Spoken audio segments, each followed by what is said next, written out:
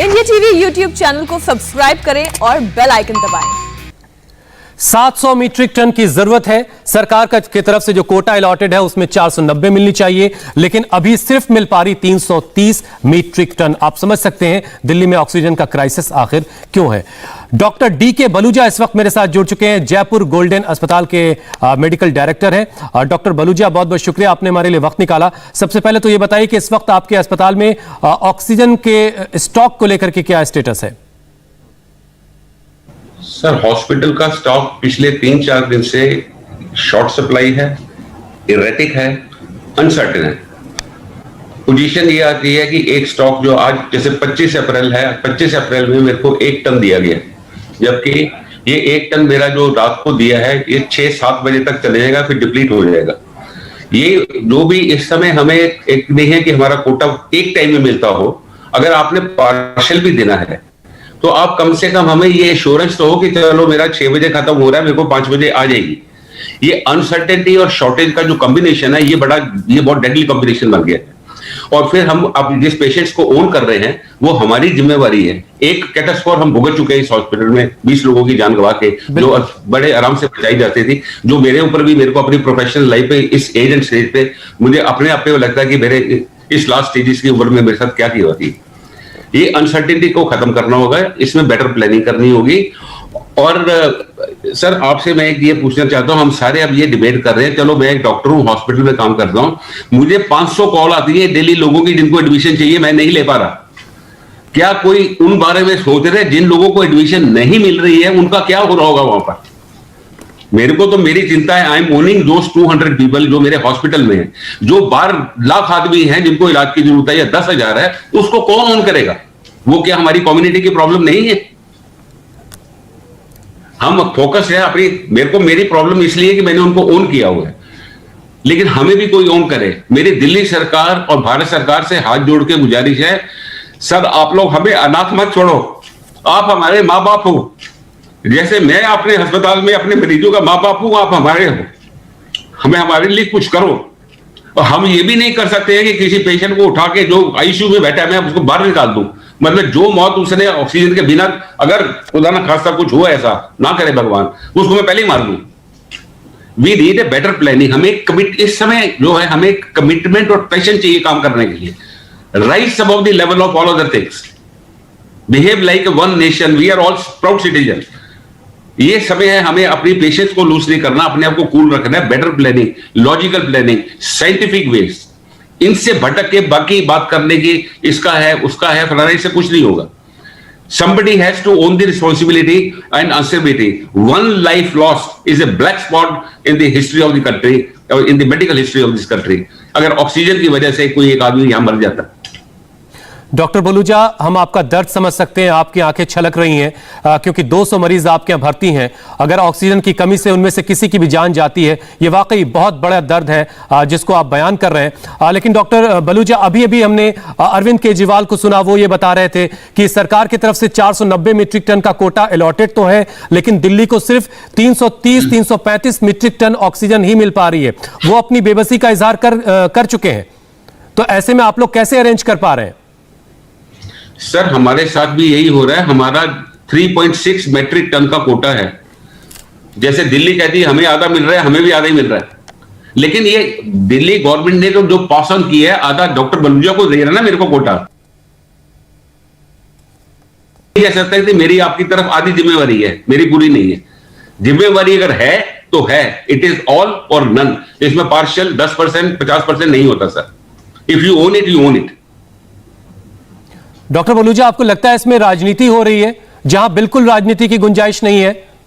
Sir, ये इसको आप ह्यूमैनिटेरियन ट्रेजेडी देखिए आप। We are making a comedy of tragedy. It's a comedy of tragedy. हम क्या, हमें सोचना चाहिए, हमें क्या करना चाहिए। आप एक बारी पोस्टमार्टम मत करिए, पोस्टमार्टम मत करिए। जो जैसे हो गया सो हो गया। अब गड़े मुर्दों खाने से कुछ नहीं। अब सोचो आज 12:30 से मैंने क्या प्लानिंग करनी है, 1:30 बजे मैंने कहां देना है, क्या मैंने मॉनिटरिंग बना रखी है। हर एक ऑक्सीजन टैंक में सेंसर लगे हैं जिनका कंट्रोल है, सरकार के पास भी होगा या कंपनियों के पास। उनको वहां बैठ के पता लगा होगा कि डॉक्टर बलूजा का टैंक घंटे में खत्म होने वाला है। मुझे कहने की भी जरूरत नहीं है। System should be that automatic. हमें अब मेरे पास ऑक्सीजन चलेगी 7 बजे तक, यही हो रहा है हमारे साथ पिछले 3 दिन से सर। एक ऑक्सीजन का टैंक आता है, वो 500 दे गया, कोई एक टन दे गया। सारी रात हम यही काम करते रहते हैं बैठ के, इधर SOS कर, उधर SOS कर, आप लोगों से दुआ करो, भगवान के सामने प्रार्थना करो, इन लोगों को सब इधर को अप्रोच करो, उधर को अप्रोच करो। ये क्या भाग दौड़ मेला बन गया। What is the result? Who will give us the result? या तो आप एक तरफ, आपको ध्यान हो, जब पैंडेमिक शुरू हुआ था तो यही सरकार थी जिन्होंने हमें चिट्ठियां लिख लेके आप 40% बेड बढ़ा लो, आप होटलों के साथ टाई अप कर लो, वहां ऑक्सीजन बेड मिलेंगे। कहां गया? कहां के होटलों के बेड? अस्पताल के बेड नहीं चल रहे, पेशेंट नहीं ले रहे लोग एडमिशन।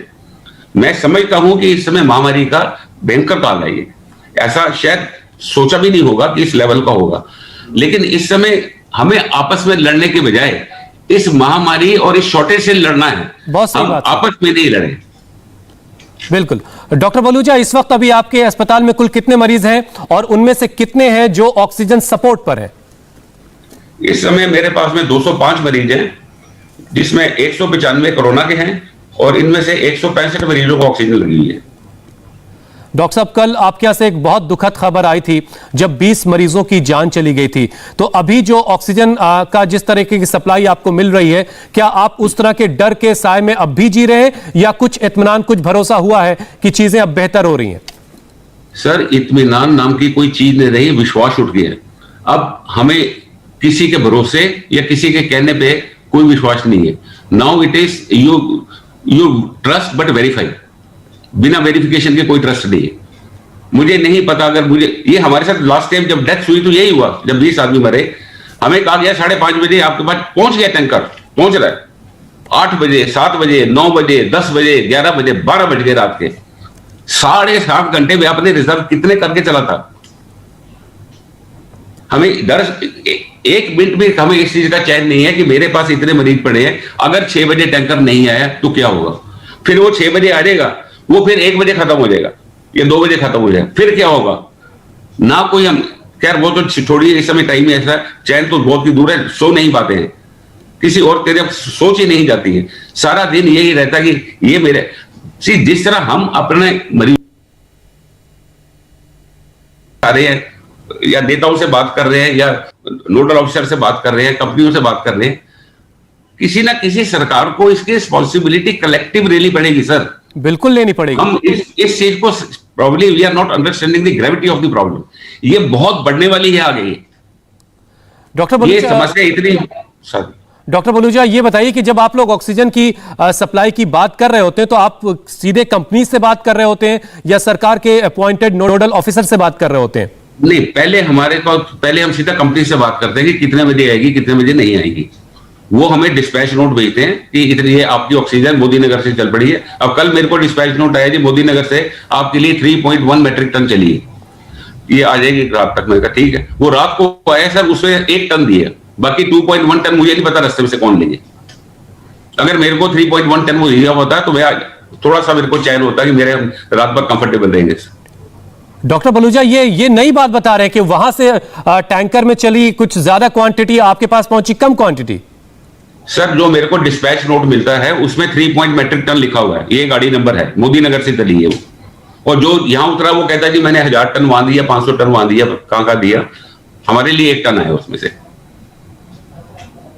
और वो सप्लाई सिर्फ आपके लिए थी? लेकिन सर, जब डिस्पैच नोट मेरे को है तो मेरे लिए होगी ना सर। डिस्पैच नोट तो इंडिविजुअल होता है सबका। बिल्कुल। तो ये तो बहुत हैरान करने वाली बात बता रहे हैं और अपने आप में एक, जिसको कहते हैं कालाबाजारी जैसी चीज इसमें नजर आ रही है। ये मैं इस पे कमेंट नहीं कर सकता ये कालाबाजारी है क्या, पर मेरे तो सामने है कि मेरे को 3.1 का डिस्पैच नोट आया। I can show it on the screen. और वो डिस्पैच नोट में से जब डिलीवरी हुई है वो 1 टन की हुई है। तो फिर आपने कंपनी से ये बात बताई होगी? सर, उसके बाद से कंपनी ने फोन ही नहीं उठाया अभी तक। और मैं तो उससे ये पूछ रहा हूँ मेरी 6 बजे सप्लाई कब आएगी या 5 बजे कब आएगी? मेरा तो 6:30-7 बजे फिर हमारा बैंड बजना शुरू हो जाएगा। ये आज शाम 5 बजे तक की ऑक्सीजन है आपके पास? 6-7 बजे तक बस। तो फिर हम क्राइसिस में आ जाएंगे दोबारा। क्या लिक्विड ऑक्सीजन के बाद डॉक्टर बलूचा कोई और बैकअप प्लान आपके पास होता है क्या? सिलेंडर्स के हमारे पास हमेशा होता है, 1.5-2 घंटे का बैकअप प्लान होता है हमारे पास। सिलेंडर्स होते हैं बड़े वाले, 50 लीटर वाले सिलेंडर होते हैं, 50 है मेरे पास। वो लास्ट टाइम जब हुआ था तो हमारा वो बैकअप भी खत्म हो गया था, बिल्कुल खत्म होने पे पहुंच गया था। और हैरानी यह है डॉक्टर बलूजा कि एक बड़ा हादसा आपके यहां हो चुका है, उसके बावजूद जो भी नोडल ऑफिसर हैं, सरकार है, वो अभी तक आपको मतलब मौजूदा हालात को लेकर के बिल्कुल जागती हुई नजर नहीं आ रही हैं। सर, अगर सरकार नहीं जागेंगे तो कुछ सारे लोग परमानेंट सो जाएंगे, बहुत लोग परमानेंट सो जाएंगे अगर सरकार नहीं जागी तो। इस तरह की मौत ना बांटी जाए किसी को, इस तरह के हम मौत के सौदागर नहीं बन सकते। डॉक्टर बलूजा, मेरे पास आपके लिए सवाल अब नहीं है। मैं चाहूंगा कि आप जो अपील करना चाहें वो अपील कर लें, ताकि आपकी जरूरतें, आप जैसे तमाम अस्पताल जो चला रहे हैं डॉक्टर्स, उनकी जरूरतें पूरी हो सकें, ताकि मरीजों की जिंदगी बचाई जा सके। सर, मैं हाथ जोड़ के सब लोगों से, चाहे वो सरकारी अफसर हैं, चाहे वो कंपनी वाले हैं, या दिल्ली सरकार, भारत सरकार, मेरे लिए सब सरकारें एक हैं। मैं अपने आप को कहता हूं मैं इंडियन हूं, नेशनल इंटरनेशनल में बहुत रहा हूं, वापिस इंडिया आया था अपने देश, अपने कंट्री में काम करना है, लेकिन मुझे नहीं पता था कि इस तरह का डिजास्टर यहां हो सकता है। It is share poor planning, share poor planning. मैं नहीं समझता कि ना दिल्ली सरकार या भारत सरकार को पैसे की कमी है। हम 5वीं या 6ठी लार्जेस्ट इकोनॉमी है सर वर्ल्ड में, जो कहा जाता है।